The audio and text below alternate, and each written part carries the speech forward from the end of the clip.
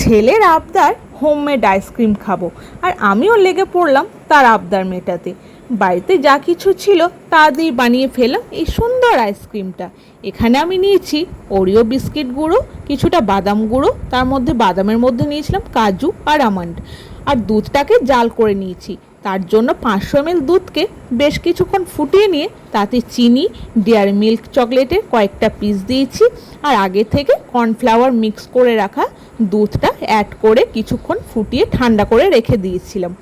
এরপর মোল্ডে একটু ওরিও বিস্কিটের গুঁড়ো দিয়ে তারপর জাল করে রাখা দুধটা দিলাম, উপর থেকে বাদাম দিয়ে দিলাম। ছেলে আবার বাদাম খুব একটা পছন্দ করে না আইসক্রিমের মধ্যে, তাই দুটো বাদ রেখে দিলাম, ওর জন্য খালি ওরিও বিস্কিটের গুঁড়োটাই দিয়েছিলাম।